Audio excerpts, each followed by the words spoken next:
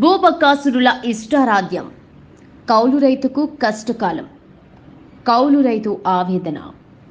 ఇక వివరాల్లోకి వెళితే, నాకు అన్యాయం జరిగింది, మీరే నన్ను ఆదుకోవాలి అన్న కౌలు రైతు. దమ్మపేట మండలం వడ్లగూడెం గ్రామానికి చెందిన కంబంపాటి వెంకటేశ్వరరావు అన్నపురెడ్డిపల్లిలో తలారి బాలస్వామి అనే రైతు దగ్గర 5 ఎకరాల పామాయిల్ తోటని లీజు తీసుకోగా, 2వ సంవత్సరం అయ్యి 3వ సంవత్సరం వెళ్తుండగా కౌలుకు తీసుకున్న వెంకటేశ్వరరావుని తన పొలంలోకి రావద్దని, బస్తీ కొట్టి చంపేస్తానని బెదిరిస్తూ తాను పొలంలోకి రానివ్వకుండా చేస్తున్నాడు. ఇదే విషయంపై అనపరెడ్డి పోలీస్ స్టేషన్లో ఫిర్యాదు చేయడానికి వెళ్తే ఎస్ఐ తన కేసును నమోదు చేసుకోనని చెప్తున్నారు. మీరే ఏదైనా న్యాయం చేయాలని మీడియాను ఆశ్రయించిన రైతు.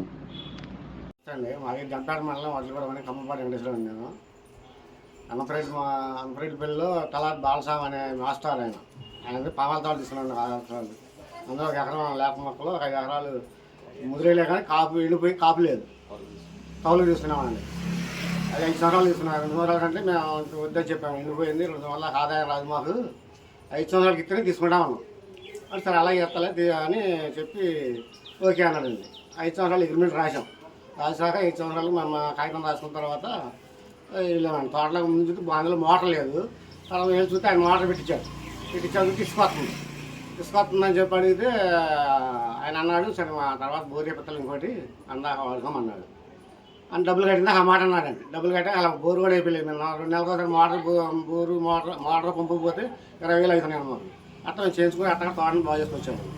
2 సంవత్సరాలు పూర్తయిన తర్వాత కాపు వచ్చిందండి. ఇప్పుడు గెల దిగే టైంలో ఆయన వచ్చి నీ తోట ఇవ్వట్లేదు, దీని అవతలకి తోటలోకి వచ్చి కట్టిపడింది, నేను తగలబెడతా అని బెదిరించాడండి.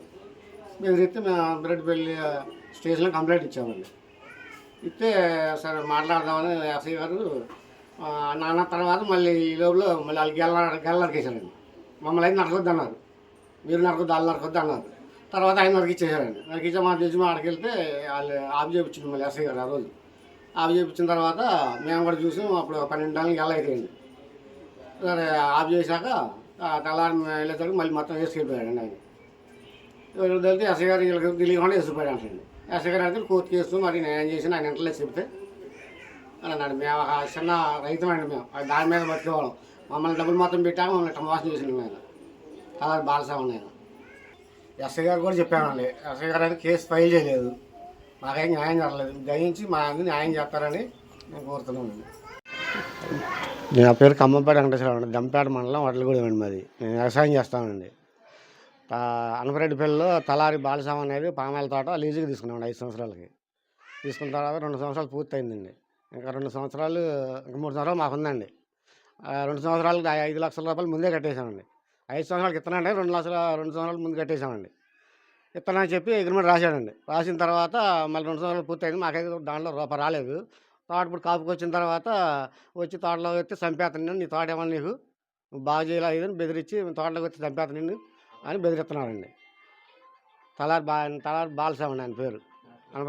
నరికేస్తాను తోట, నువ్వు తోటలోకి వస్తే చంపేస్తాను, నువ్వు డబ్బులు వద్దు, నువ్వు వద్దు, నాకు నువ్వు తోటలోకి వస్తే నేను చంపేస్తానని బెదిరించాడండి. బెదిరించిన తర్వాత ఎస్ఐ గారి దగ్గరికి వెళ్ళామండి. ఎస్ఐ గారి దగ్గరికి వెళ్ళినా కానీ ఎస్ఐ గారు ఈ మాట చెప్పినా కానీ ఎస్ఐ గారు కేసు చేయలేదండి. మీరు మా అందించి దయచేయగలరు.